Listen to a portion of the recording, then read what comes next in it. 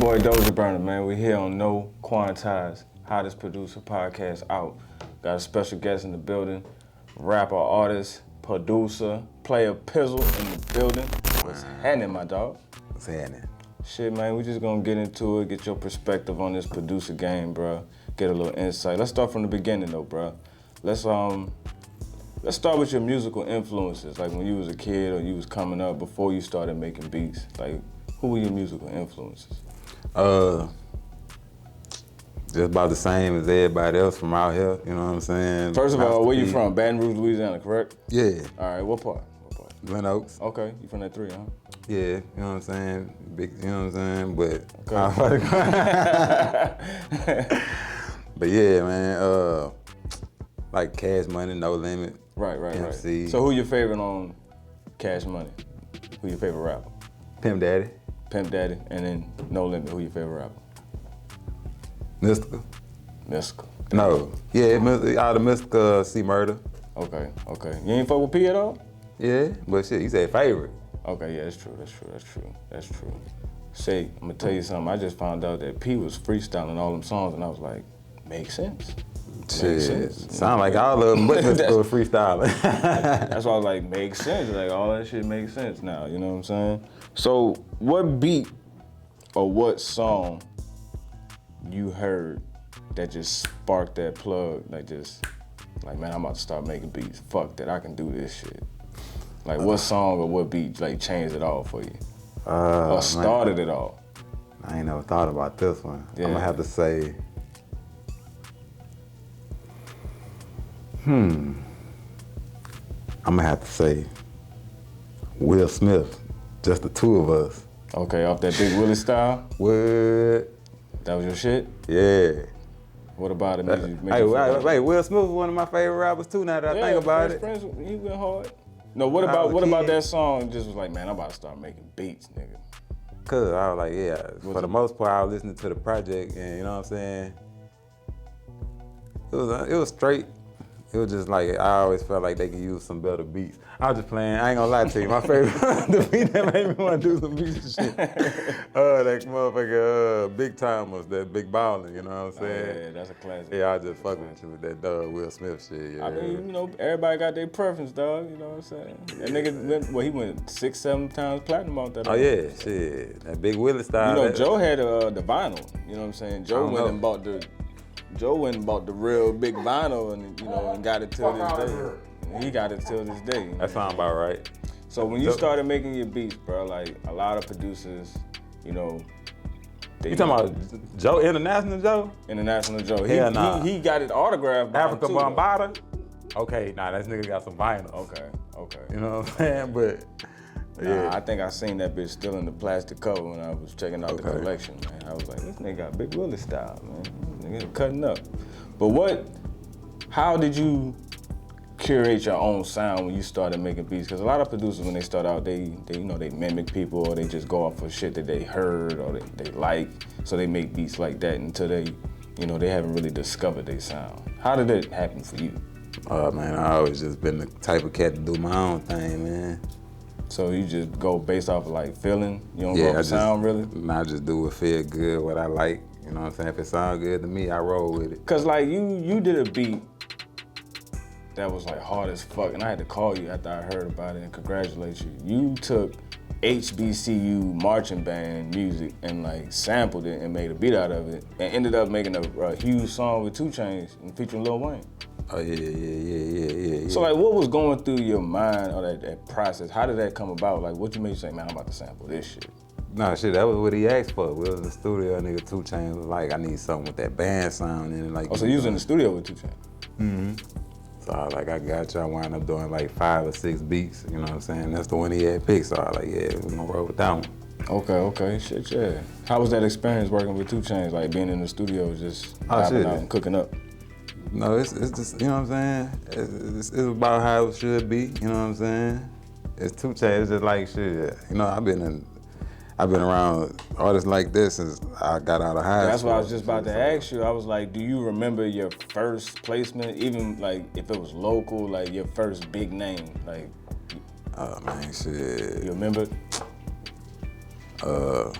You say it can be local? Yeah, it could be local. Shit, I'm talking about like that first one when you first started making beats. I don't remember. Like the first big name came and like grabbed the beat from you, and you was like, damn, I just did a beat for this one. I ain't gonna lie, dog. That's hard to say because like it all happened so fast on the cool, you know. Cause I know you got credits with MC Nero, right? Yeah, that might be the one who actually, you know what I'm saying? Started it all. But yeah, that was early though. That was like I was really, you know what I'm saying, when I was still in school making beats on some shit. Okay. You know what I'm saying? So but see, that's dope. I don't really count none of that. Like before I actually got out of school and started just taking this seriously, how, you know what I'm saying? Yeah.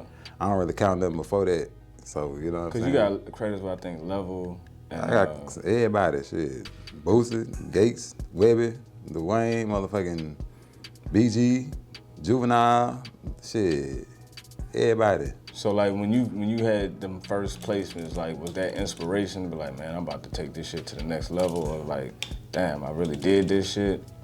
I mean, I already know what I can do when you know what I'm saying? If I see myself doing it, I know I can do it. So I already knew what I was gonna do, you know what I'm saying? So it all just fell into place how you know what I'm saying? Well, see, let me ask you this, because you got a lot of big placements early on in your career. Do you think politics play a part in getting placements, or is it networking, or do you think it's a little bit of both? It'll be everything. Everything got something to do with something, you know what I'm saying? It can be, your first cousin might be cool with a rapper, you know what I'm saying? You might, like shit, I met Soulja Slim through his auntie, you know what I'm saying? That's how I even met KL now, you know what I'm saying? I met KL through Soulja Slim now. I met him through his auntie who was working at my school. Okay. And that's also my first cousin, my first cousin, Tawana, married her nephew, you know what I'm saying? Okay, so how old was you when you started working with KLC and the medicine? Shit, 18, 19. That's crazy.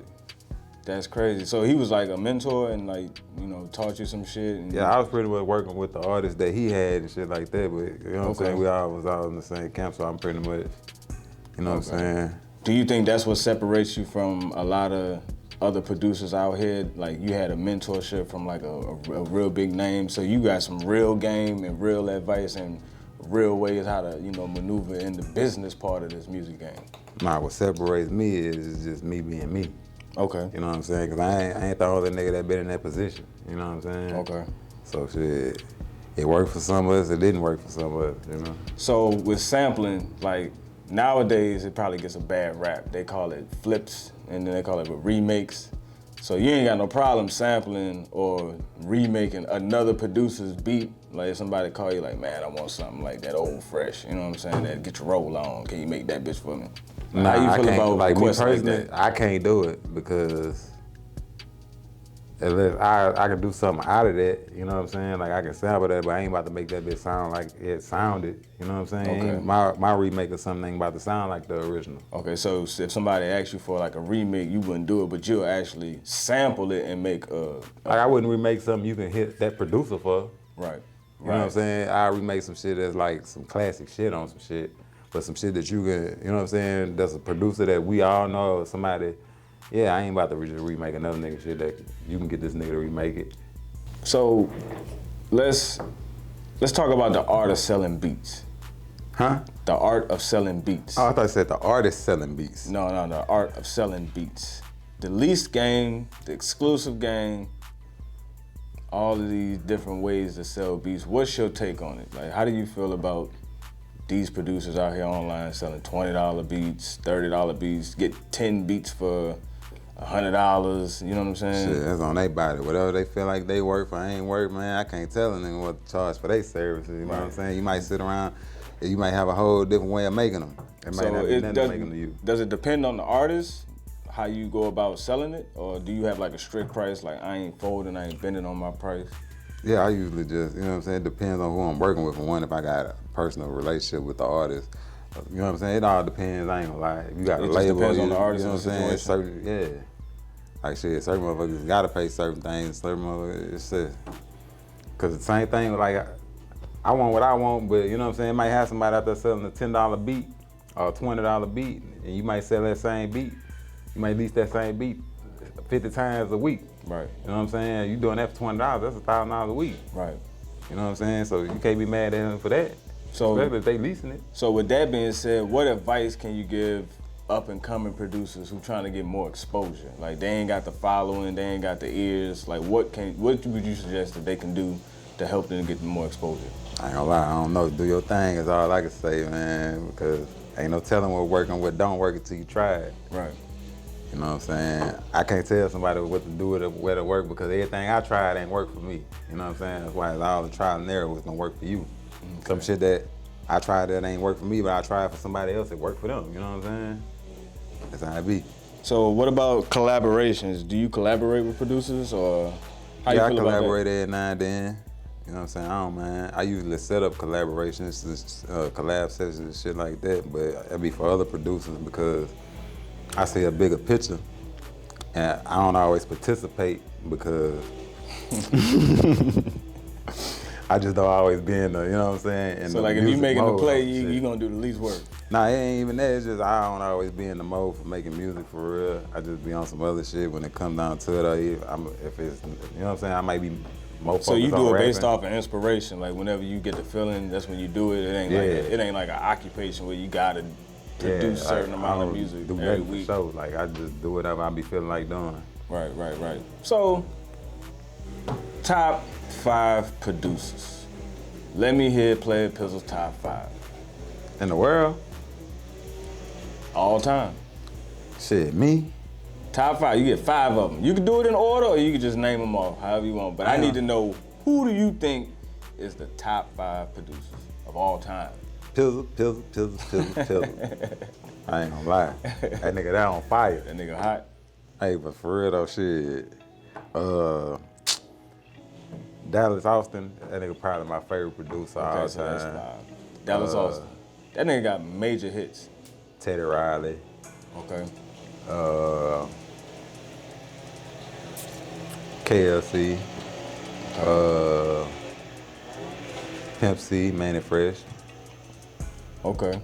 No particular order, but you did say that, who was the favorite? Dallas Austin, the favorite. Dallas Austin, yeah, that's your a favorite? whole different type of nigga. What's your favorite song you did?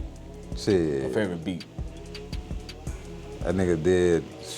I know he did Buku TLC, Buku like Tony Braxton, like he did a bunch of people. That nigga, like. You ever sample some of his beats? Yeah. Sample his shit? Yeah, but shit. I can't think, I don't know which one to be the favorite, because you got so, like, that's why you the favorite producer, because you got so many that. Yeah, all your shit is just top notch raw. No, so shit, you got, I hear it's a 3-part or 3-disc album coming out? Yeah, a little triple disc, you heard me? A triple disc? A lot of niggas don't even do double disc no more. What made you decide you gonna do 3 CDs in one? Like, that's hard on some shit though. Yeah, cause it's gotta do something different, huh? Gotta stand out. Yeah, man. It's it ain't even on no stand out type shit. It's just that, you know what I'm saying? I got the resources to make it. And, you know what I'm saying? Put it out how it should, so why not, for one? I got the talent to do it, you know what I'm saying? What's the name of the project? Can we get the name? How to Be a Player. How to Be a Player? Yeah. What can we expect, bro? Like, what's the sound? Like, cause you got 3 different CDs, so I'm hoping they're not all the same, right? Nah, not at all, What can we expect, dog? Shit, don't expect nothing. Don't expect nothing. Expect the unexpected. For sure. But look, go ahead and tell them how they can reach you on social media, and how if I was an artist, how can I reach out to you to get some beats, man? And what I gotta bring? What you need? You can reach out and contact me. You know what I'm saying? Playa Pizzle. You know what I'm saying? On Instagram. I think I might got a Twitter, but I doubt it. Shit. I mean, it depends. To contact me to work with me, you know what I'm saying? Depending on what you're trying to do, because I do a lot of work, you know what I'm saying? So hit you up on DM You might be trying to, you know what I'm saying? Like, it depends if you're trying to record, you trying to get some shit wrote, you trying to All right, get so a look, beat. I'm trying to get a beat, and I need some studio time, and I may need a hook, you know what I'm saying? Like, I ain't got no hook, but I got these verses. Though. Well, I mean, as long as your person know all that shit, we're gonna get it together, you know what I'm saying? Real, so just come with, you know, Yeah, you gotta. the correct amount. Yeah, it could be like, who knows what the correct amount? Hey, hit me up and we'll see what's happening. For sure. You know Playa what I'm saying? Pizzle, everybody. Man, I appreciate you for coming by and fucking with us, man. For sure. No Quantize, antidote.com. Hit that like, subscribe button, hit that notification bell. Stay tapped in. We out this motherfucker. Nigga gonna have to put a cap over every time a nigga say no Quantize. This nigga ain't never made a beat without the Quantize.